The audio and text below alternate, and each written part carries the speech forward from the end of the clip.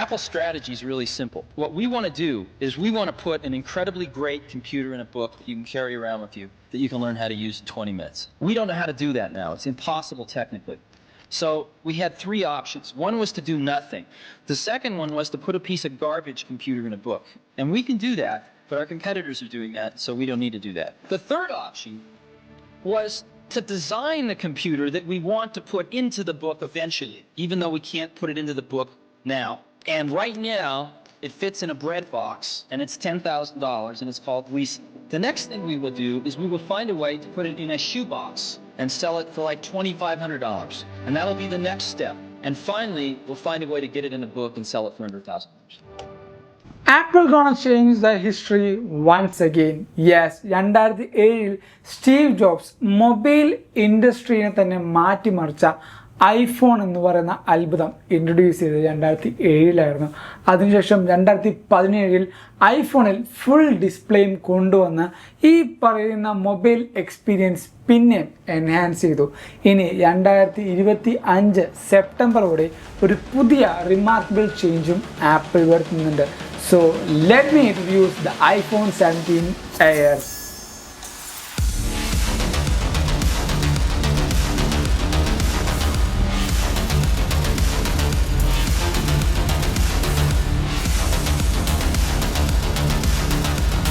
ഏറ്റവും ആദ്യം ഈ ഒരു ഡിവൈസിൻ്റെ ഡിസൈൻ സ്റ്റാർട്ട് ചെയ്യാം.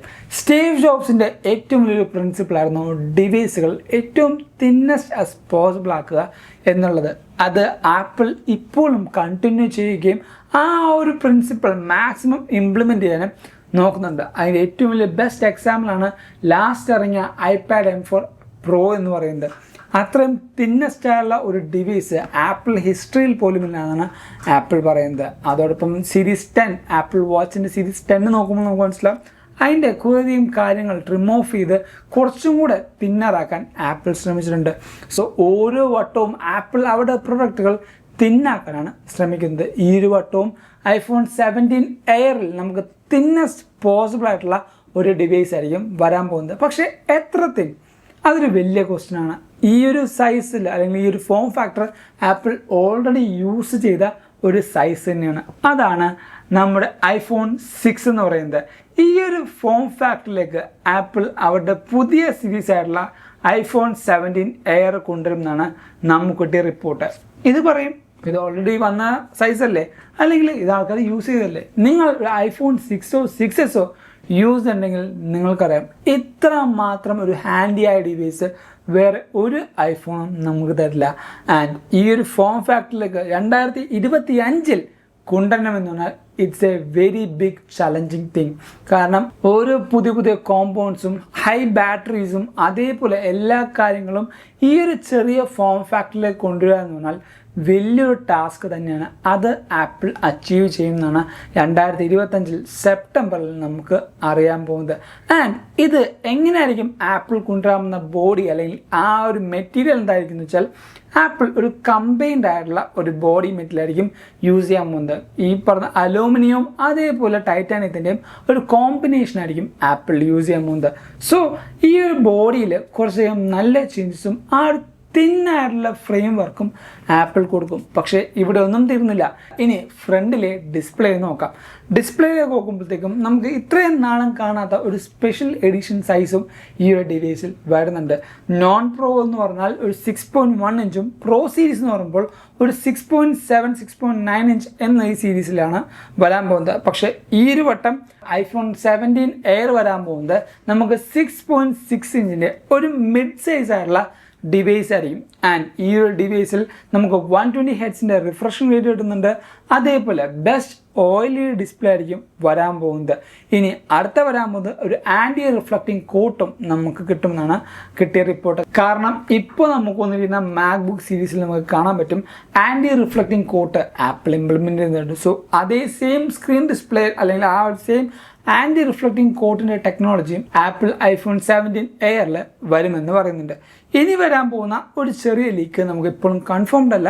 പക്ഷേ കുറേയധികം ലീക്കേഴ്സിൻ്റെ അടുത്ത് നമുക്ക് കിട്ടിയത് ഒരു പഞ്ച് ഹോളിൻ്റെ ഒരു ഡിസ്പ്ലേ ആയിരിക്കും വരാൻ പോകുന്നത്. അതായത് ഡൈനാമിക് ഐലൻഡ് മാറ്റിക്കൊണ്ട് ഈ പറഞ്ഞ കീ പഞ്ച് ഹോളിൻ്റെ ക്യാമറ കട്ടൗട്ടും ബാക്കി എല്ലാ സെൻസസും ഉള്ളിലേക്ക് പോകും എന്നൊരു ലീക്ക് കിട്ടിയിട്ടുണ്ട്. നിങ്ങൾക്ക് ഇനിയും കുറേയധികം ലീക്സ് വരാനുണ്ട്. ആ ഓരോ ലീക്സ് വരുമ്പോഴും നമ്മുടെ ചാനലിൽ വീഡിയോസ് വരും. ആ എല്ലാ കാര്യങ്ങളും കറക്റ്റായിട്ട് അപ് ടു ഡേറ്റ് ആയിട്ട് അറിയണമെങ്കിൽ നമ്മുടെ ചാനൽ എന്തായാലും സബ്സ്ക്രൈബ് ചെയ്യുക. ഇനി ഈ ഒരു ഡിവൈസിൻ്റെ ക്യാമറയിലേക്ക് നോക്കാം. ഫ്രണ്ട് ക്യാമറ നോക്കുകയാണെങ്കിൽ 12 മെഗാ പിക്സലിൽ നിന്ന് 24 മെഗാ പിക്സലിലേക്കാണ് ആപ്പിൾ ഫ്രണ്ട് ക്യാമറ കൊണ്ടുവരാൻ പോകുന്നത്. സോ ബെറ്റർ ആയിട്ടുള്ള ഫോട്ടോസും സെൽഫീസും വീഡിയോഗ്രാഫ്സും നിങ്ങൾക്ക് ഈ പറഞ്ഞ ഫ്രണ്ട് ക്യാമറ നിന്നും ഇനി അവൈലബിൾ ആയിരിക്കും.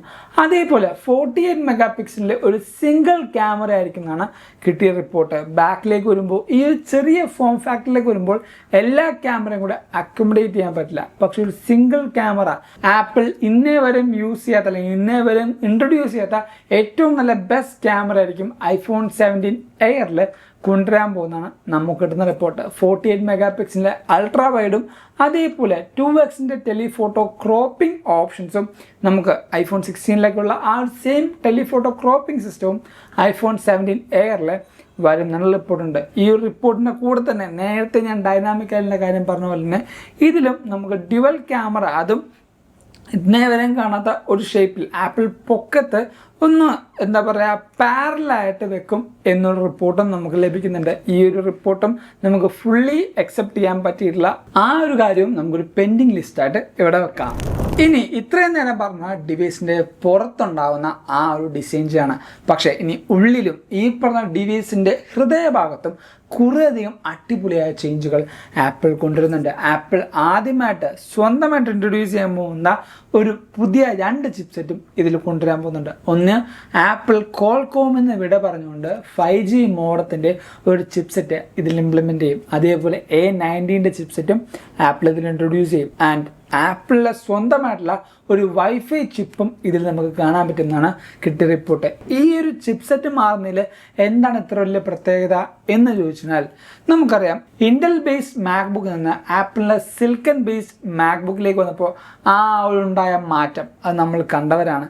ഇപ്പോൾ റിലീസായ M4ൻ്റെ മാക് മിനി എന്ന് പറയുന്ന ആ ഒരു ചെറിയ ഡിവൈസ് നിന്ന് ഏറ്റവും നല്ല പവർഫുള്ളായ റിസൾട്ടാണ് നമുക്ക് ലഭിക്കുന്നത്. സോ ആപ്പിളിൻ്റെ കയ്യിലേക്ക് ആ ഒരു ചിപ്സെറ്റും കൂടെ ലഭിക്കുകയാണെങ്കിൽ അവർക്ക് അതനുസരിച്ച് പവർഫുൾ ആക്കാനും ട്യൂക്ക് ചെയ്യാനും ഈസി ആയിട്ട് പറ്റുന്നതാണ്. കോൾകോമും അതേപോലെ ഇന്റലിൽ നിന്നൊക്കെ നമ്മൾ ഡിവൈസ് ആപ്പിൾ തന്നെ ഉണ്ടാക്കുകയാണ് അല്ലെങ്കിൽ ഈ പറഞ്ഞ ചിപ്സെറ്റും കൂടെ മേക്ക് ചെയ്യുകയാണെങ്കിൽ ആ ഒരു ഡിവൈസ് ഹാർഡ്വെയറും സോഫ്റ്റ്വെയറുമായിട്ടുള്ള സംസാരവും എക്കോസിസ്റ്റവും എല്ലാം ടോപ്പ് നോച്ചിലേക്ക് ഉയർന്നുകൊണ്ടിരിക്കും. സോ ആപ്പിളിൻ്റെ വൈഫൈയും A90 ചിപ്സെറ്റും ഇതേപോലെ 5Gയുടെ മോഡം ചിപ്സെറ്റും എല്ലാം iPhone 17 എയറിൽ വരുന്നുണ്ട്. അതോടൊപ്പം A90 എന്ന് പറയുന്ന ചിപ്സെറ്റിൽ 8GB ഓർ എബോ റാം ഉള്ളതുകൊണ്ട് തന്നെ നമുക്ക് ആപ്പിൾ ഇൻ്റലിജൻസും ഒരിക്കലും നമുക്ക് മറക്കാൻ പറ്റില്ല. ആപ്പിൾ ഇൻ്റലിജൻസ് ഇപ്പോൾ ഒരു ബേബിയാണ്, ഒരു കുഞ്ഞു വാവ. ആ ഒരു കുഞ്ഞു വാവയെ ഏറ്റവും നല്ല ബെസ്റ്റ് ഫോമിലേക്ക് ആക്കാൻ ആപ്പിൾ ഓരോ കൊല്ലവും ശ്രമിച്ചുകൊണ്ടിരിക്കുകയാണ്. അടുത്തൊരു വേറെ തലം എയുടെ വേറൊരു എക്സ്ട്രീം ആയിട്ടുള്ള ഫേസും നല്ല എക്സ്ട്രീമായ ഫേസും നമുക്കിതിൽ കാണാൻ പറ്റും. സോ ഈ ഒരു 17 സീരീസിൽ ഈ ഒരു ആപ്പിൾ ഇൻ്റലിജൻസിൻ്റെ അടുത്തൊരു ഫേസും നമുക്ക് കാണാൻ പറ്റും. ഈ ഒരു ഡിവൈസ് കംപ്ലീറ്റ് ആയിട്ട് 5 ലൈനപ്പ് അല്ല കൊണ്ടുവരാൻ പോകുന്നത്, അതിന് പകരം 4 ലൈനപ്പ് തന്നെയാണ്. iPhone 17, 17 air, 17 Pro and 17 Pro Max. നേരത്തെ നമ്മൾ കണ്ടിരുന്ന ആ ഒരു പ്ലസ് മോഡൽ ആപ്പിൾ റിമൂവ് ചെയ്യും. ആ ഒരു പ്ലസ് മോഡലിൽ നിന്ന് ആപ്പിളിൻ്റെ റവന്യൂ എന്ന് പറയുന്നത് ഒരു 5 to 10% മാത്രമാണ് ആപ്പിൾ ജനറേറ്റ് ചെയ്തുകൊണ്ടിരുന്നത്. അതുകൊണ്ട് തന്നെ ആപ്പിൾ ഈ പറഞ്ഞ iPhone 16 പ്ലസ് എന്ന മോഡൽ മാറ്റിക്കൊണ്ട് 17 എയർ ആയിരിക്കും ഇനി നമുക്ക് കാണാൻ പോകുന്നത്. ഈ ഒരു ഡിവൈസിൽ ആപ്പിൾ നല്ല രീതിക്ക് ഒരു പ്രതീക്ഷ വെച്ചുകൊണ്ടും നല്ല രീതിക്ക് അവർ വർക്ക് ചെയ്യുന്നുണ്ട്. നിങ്ങൾക്ക് കാണുന്ന പോലെ ഇതേപോലെ ചെറിയ ചെറിയ ഒരു ഫോം ഫാക്ടറിലേക്കായിരിക്കും ഇനി ആപ്പിളിൻ്റെ എല്ലാ ഡിവൈസും വരാൻ പോകുന്നത്. ആ ഒരു മാറ്റം വലിയൊരു മാറ്റം തന്നെയാണ്. കാരണം ഡിവൈസ് ഇത്രത്തോളം ചെറുതാകുമ്പോൾ അത്രമാത്രം ഡിവൈസിനുള്ളിലുള്ള ഓരോ കോമ്പൗണ്ട്സും ചെറുതാകും. അപ്പോഴും പ്രോസസ്സിങ്ങിനോ അതേപോലെ പെർഫോമൻസിനോ ബാറ്ററി ഹെൽത്തിനോ കോംപ്രമൈസ് കൊടുക്കാതെ തന്നെ വേണം എല്ലാ കാര്യങ്ങളും നമുക്ക് ചെയ്യാൻ. സോ ആ ഒരു മാറ്റം ആസ് എ കൺസ്യൂമർ നമുക്ക് വരുമ്പോൾ നല്ലത് തന്നെയാണ്. സെയിം ഈ ഒരു പ്രൈസിലും അതേപോലെ വലിയ ഹെവി പ്രൈസിലേക്ക് മാറാതിരിക്കാനായിട്ട് നമുക്ക് പ്രാർത്ഥിക്കാം എന്ന് മാത്രമാണ് നമുക്ക് ചെയ്യാൻ പറ്റുക. ഈ ഒരു വീഡിയോയിൽ കൂടുതലും പുതിയ iPhone 17ൻ്റെയും അപ്കമിങ് ആയ കാര്യങ്ങളും നിങ്ങൾ മനസ്സിലാക്കി അറിഞ്ഞെന്ന് വിശ്വസിക്കുന്നു. അതുകൊണ്ട് തന്നെ ഈ വീഡിയോ ഇപ്പോൾ തന്നെ ലൈക്ക് ചെയ്യുക, എല്ലാ കൂട്ടർക്കും ഈ ഒരു വീഡിയോ ഷെയർ ചെയ്യുക. ഈ ഒരു ചാനൽ നിങ്ങൾ എന്തായാലും ഇപ്പം തന്നെ സബ്സ്ക്രൈബ് ചെയ്യുക. ഓരോ കൊല്ലവും നിങ്ങൾ പ്രതീക്ഷിക്കുന്നതിനെക്കാട്ടും കൂടുതൽ അടിപൊളിയായ കാര്യങ്ങൾ ഈ ഒരു ചാനലിൽ തരാനായിട്ട് ഞാനും എൻ്റെ ടീമും പ്ലാൻ ചെയ്യുന്നുണ്ട്.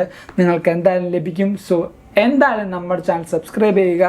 ഇൻസ്റ്റാഗ്രാമിൽ കൂടെയും ഫേസ്ബുക്കിൽ കൂടെയും അതേപോലെ ത്രെഡ്സിൽ കൂടെയും എല്ലാ സോഷ്യൽ മീഡിയാസിൽ കൂടെയും നിങ്ങൾക്ക് നമ്മളെ ഫോളോ ചെയ്യാം. ലിങ്ക് നമ്മുടെ ഡിസ്ക്രിപ്ഷൻ ബോക്സ് കൊടുക്കുന്നുണ്ട്. And thank you so much for watching short video. This is Xavier signing from Edica.